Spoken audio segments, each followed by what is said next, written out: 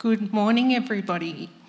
My name's Andrea, and today we're talking about wise words. So far today, the program has been amazing. Who's ever seen that experiment where an apple or a plant, works with a plant as well, has been shriveled up? Put your hand up if you've seen it before.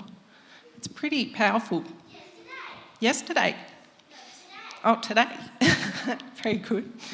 Now, before I start today, I just want to pray and just thank God that everything that we're learning today, that you guys really take in, because I think it's super, super important what we're learning.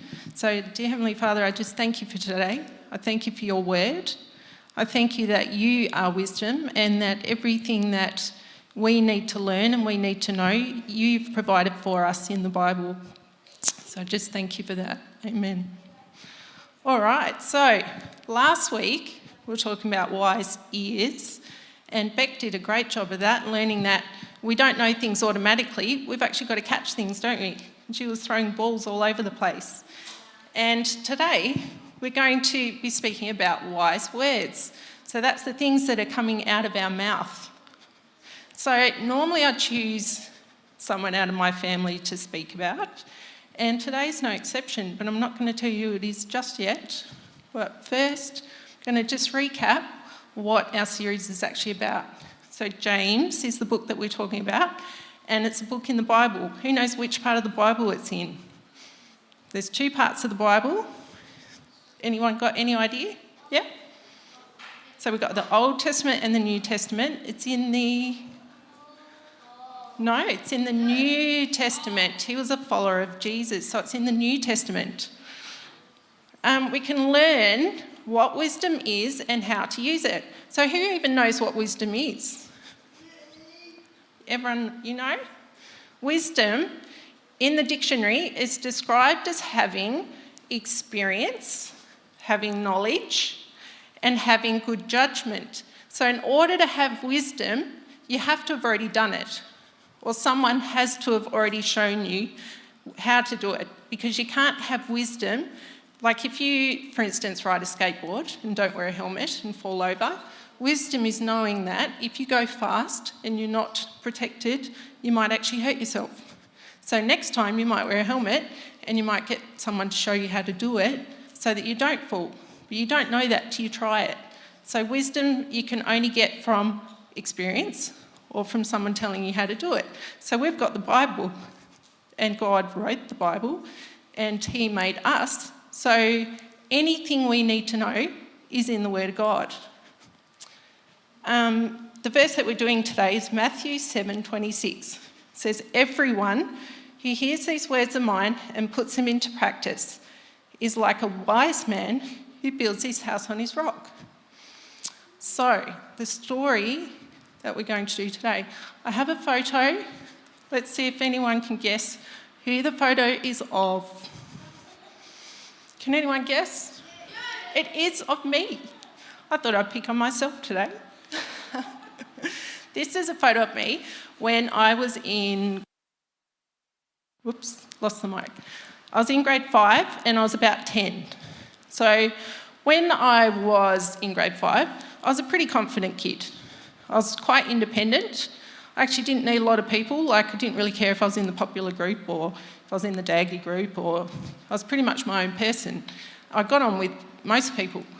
And I was quite happy and just was getting on with my life. That is until a girl in my class decided to start bullying me. She was very tall. She looked very grown up. She was quite pretty.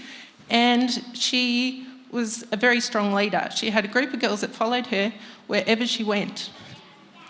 And so basically, anything she said, they all did.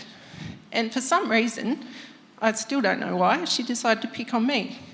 And so not only was she quite mean with her words to me constantly, she also used to push me around. And because she was bigger than me, that was a little bit scary. And it got to the point where I didn't want to go to school, and I felt quite sick at the thought of going to school. And it was like I didn't know how to fix it because I didn't know why she was picking on me in the first place. So I in the end, my mum was like, what's going on? Like, you're not your normal happy self. Is there, something's obviously the problem. And so I cried and said to her, this girl's picking on me and I don't know why and I don't like it. And she's a very wise person, my mum. But her first reaction as a parent was like, right, I'm going down to that school and I'm going to have a word and I'm going to round up that girl and I'm going to round up the teacher and I'm going to round up the principal. And she sounded just like that. And then she stopped herself because the same thing had happened to her when she was at school and her mum had actually done that. And it actually went very badly for my mum because then the bullies were like, whoa, we can really pick on her now. Her mum came in. Whoa. So mum's like, that's not going to work. We can't do that. What we need to do is go and see what God says. Like, what does God say? How can we handle this situation? So the first verse that we looked up was James 1:22. It says, do not merely listen to the words and so deceive yourself. Do what it says. So whatever the Bible says, we should actually do. We should put into practice. So then we kept doing a little bit of research in the Bible and found this verse in Luke 6:27 and 28. The verse says, I say unto those that hear, love your enemies, do good to those who hate you, bless those that curse you, pray for those that despitefully use you. Whoa. So who feels like being nice to a bully? Who feels like being nice to someone that's not being nice to you, that's making you feel horrible? Not me. Definitely not me. I was like, I'm either going to stick up for myself or I'm going to run away. So we're commanded to do good to those that hate us. We're commanded to bless those that curse us, and we're supposed to pray for those that treat us badly. So I decided that I didn't really have any better option, so I was actually going to do what God said.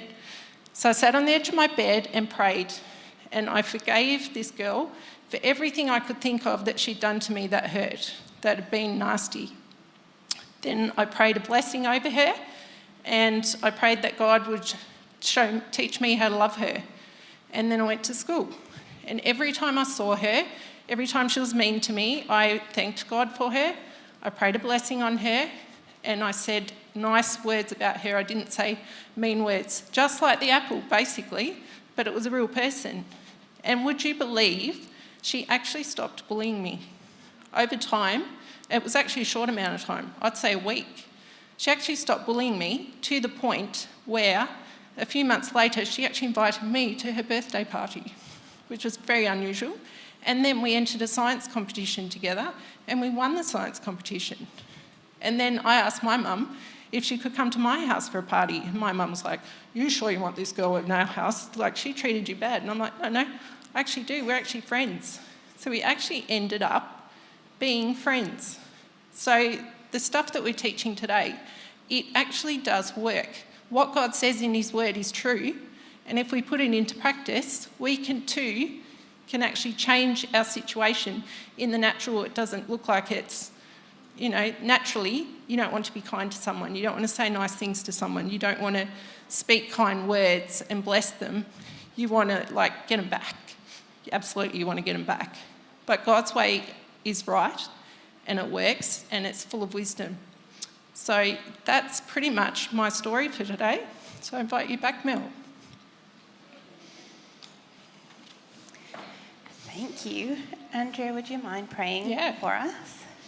So, dear Heavenly Father, I just thank you for today. I thank you for these words of wisdom that are in the Bible, that you've given to us to show us that your way is the right way, that the words that you speak are true, and that we can trust that what you say we can put into our own lives and it will work. So I just thank you for that. I pray a blessing on all these children today.